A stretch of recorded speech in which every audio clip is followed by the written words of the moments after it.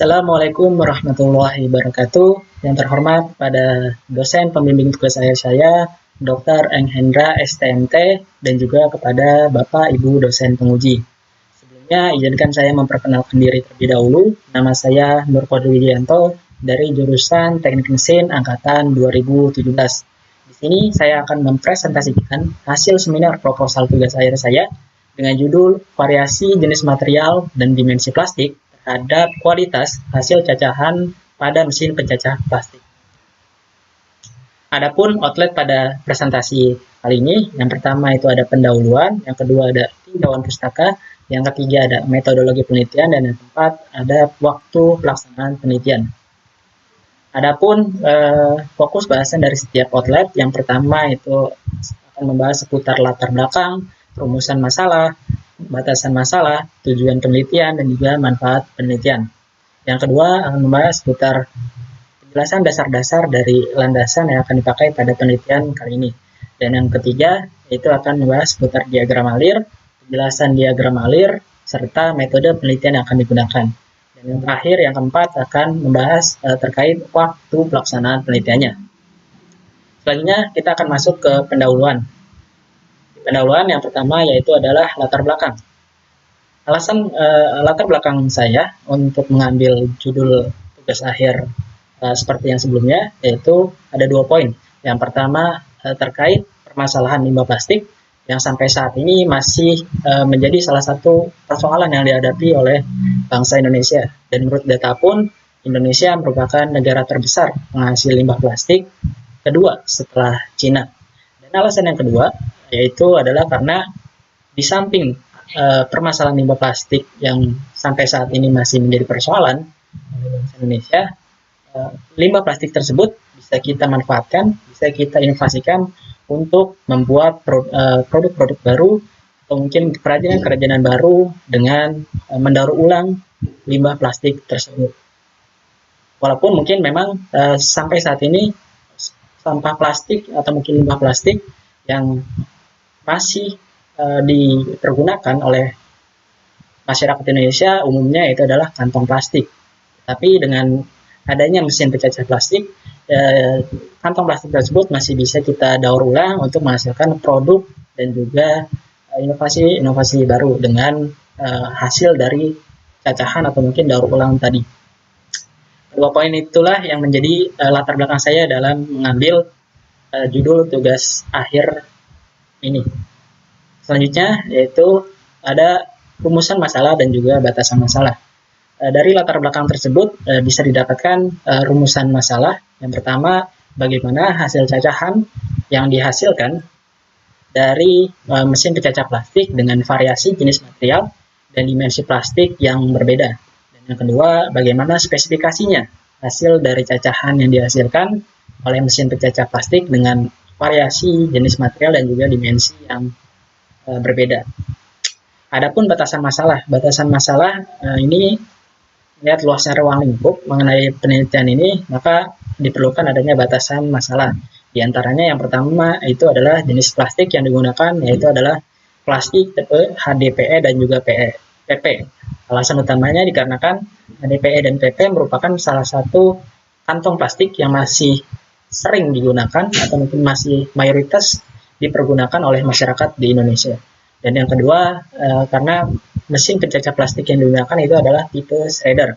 Dan yang ketiga, batasan masalahnya yaitu adalah pengujian yang dilakukan hanya berfokus kepada jenis material, bentuk, tebal, serta ukuran hasil cacahan plastik.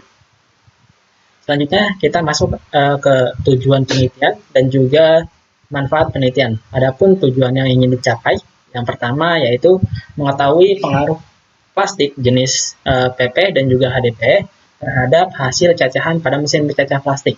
Yang kedua, mengetahui dimensi hasil pemotongan cacahan plastik dengan variasi plastik jenis PP dan HDPE menggunakan mesin pencacah plastik. Dan yang terakhir yaitu adalah mengetahui waktu proses pencacahan dari variasi material plastik jenis PP dan HDPE. Adapun manfaatnya, yang pertama yaitu membantu dalam proses daur ulang limbah plastik, khususnya kantong plastik. Dan yang kedua, dapat mengetahui pengaruh variasi dari jenis plastik terhadap mesin pencacah plastik. Yang ketiga yaitu bisa menjadi salah satu peluang usaha untuk masyarakat tingkat menengah. Dan yang keempat, dapat dijadikan lagi sebagai acuan maupun referensi pada penelitian selanjutnya dengan catatan menggunakan alat yang sama. Selanjutnya kita akan masuk ke outlet kedua, yaitu tinjauan pustaka. Yang pertama yaitu ada mesin pencacah plastik. Di gambar samping ini adalah mesin pencacah plastik yang akan digunakan pada penelitian nanti. Mesin pencacah plastik sesuai dengan fungsinya yaitu untuk mencacah dan juga memotong plastik menjadi bagian-bagian kecil atau mungkin serpihan dengan ukuran tertentu. Untuk prinsip kerjanya sendiri cukup umum dengan memasukkan plastik yang sebelumnya mungkin dibuat lunak dengan cara dihancurkan, diremukkan atau mungkin dibersihkan, dicuci. Setelah itu mesin akan bekerja dan mata pisau akan memotong atau mencacah plastik, dan pada akhirnya hasil cacahan akan keluar melalui hooper. Selanjutnya yaitu adalah plastik dan jenis-jenisnya.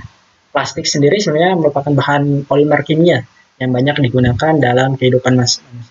Salah satu contoh pengaplikasiannya yaitu pada kantung plastik.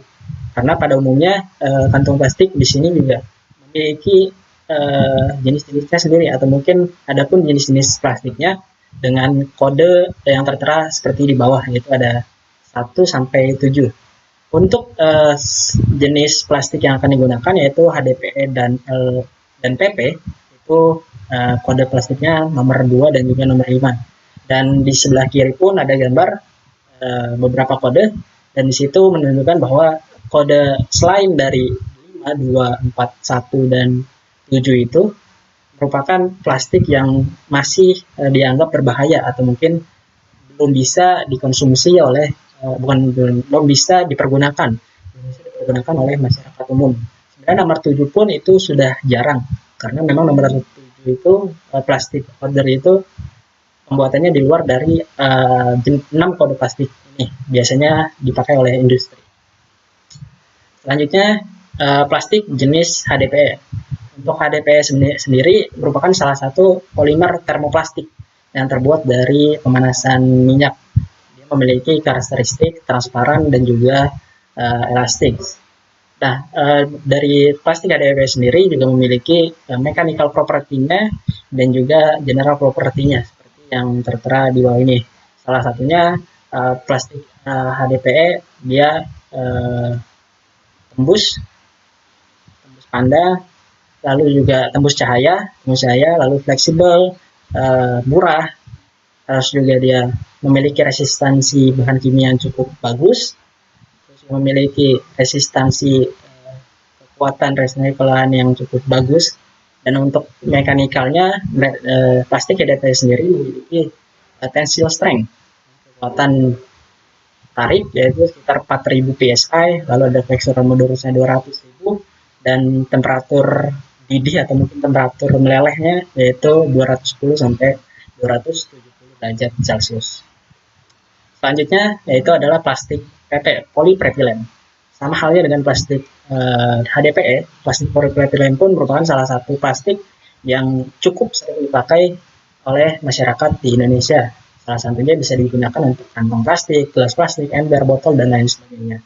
Untuk mechanical property-nya hampir sama dengan jenis plastik HDPE, hanya saja untuk plastik PP ini dia memiliki tensile strength yang lebih tinggi, yaitu 5400, dan melting temperaturnya pun 200 sampai 280. Lalu juga untuk mechanical, bukan untuk general ya, general propertinya sendiri, plastik PP memiliki sifat yaitu semi kaku, translucent sama kayak tadi di HDPE yaitu tembus cahaya, sama juga memiliki resistansi bahan kimia yang cukup bagus, lalu juga memiliki cukup kekuatan untuk plastik sendiri. Lalu selanjutnya itu adalah pemanfaatan. Seperti yang tadi saya jelaskan, saya sebutkan di awal terkait latar belakang, masyarakat di Indonesia masih sering sekali memakai sampah plastik, atau mungkin masih sering sekali memakai kantong plastik dalam kehidupan sehari-hari. Yang pertama pasti mudah, praktis, dan juga murah. Cuman ya memang pasti berdampak ke terjadinya penumpukan atau penimbunan sehingga adanya limbah plastik. Nah, untuk pemanfaatannya sendiri banyak, bisa dijadikan inovasi ataupun bisa kita daur ulang untuk mendapatkan produk baru, dan mungkin ini ada hasil cacahannya bisa kita buat produk seperti lampu gantung, pot tanaman, tempat pensil, hingga penyimpanan dari botol plastik, atau mungkin bisa dibuat dengan tas belanja atau mungkin lain hal sebagainya. Selanjutnya kita akan masuk ke metode penelitian. Di metode penelitian ini sebelumnya kita akan mulai lalu adanya pengamatan terlebih dahulu terkait limbah plastik yang umum dipakai, lalu juga studi literatur terkait limbah plastiknya, jenis PP dan juga PE, lalu ada persiapan pengujian, persiapan berupa persiapan alat dan persiapan bahan, lalu proses pengujiannya, dan juga hasil pengujian, setelah itu ditarik kesimpulan dan selesai. Selanjutnya ada penjelasan dari diagram alirnya. Nah, tadi seperti yang tadi saya jelaskan, untuk proses penelitian ini kita pengamatan terlebih dahulu terkait plastik mana saja yang masih umum dan mayoritas digunakan oleh masyarakat di Indonesia, khususnya mungkin di Cilegon dan juga Kabupaten Tangerang. Lalu juga melakukan studi literatur, dan yang terakhir melakukan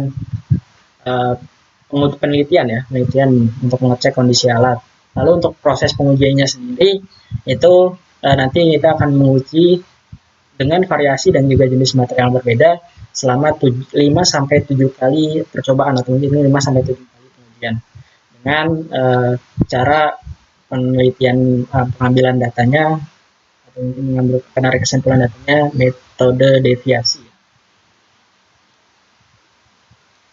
Selanjutnya ada metode penelitian. Nah, metode penelitian yang digunakan pada pengujian ini adalah metode eksperimen, yaitu limbah plastik yang telah dikumpulkan nanti akan dibersihkan serta dibuat lunak terlebih dahulu. Atau mungkin nanti kalau misalnya memang dari pengepulnya sudah lunak atau mungkin sudah jadi, kita tidak perlu dan bisa langsung mensortir limbah plastik PP dan juga HDPE sesuai dengan ketentuan ketebalan, panjang, dan juga lebar. Lalu kita masukkan mesin pecah plastik secara bergantian dengan variasi, lalu nanti bisa diketahui hasil cacahannya dari setiap variasi. Nah, sesuai dengan tujuan penelitian yang dilakukan, akan dilakukan pengujian berulang kali. Terakhir, untuk rencana kegiatan, pertama itu selama 8 minggu. Untuk minggu pertama dan juga minggu sampai minggu ketiga itu kita proses pengumpulan bahan uji sampai bahan ujinya dapat semua, lalu proses pengambilan datanya itu sudah bisa dimulai di minggu kedua berbarengan dengan proses pengumpulannya, lalu bisa juga diolah nanti berbarengan dengan pada saat proses pengambilan data, dan pada minggu ke-6 seminar dan publikasi, dan yang terakhir itu adalah laporan tugas akhir. Mungkin sekian seminar presentasi seminar proposal tugas akhir saya. Kurang lebihnya mohon maaf. Terima kasih. Wassalamualaikum warahmatullahi wabarakatuh.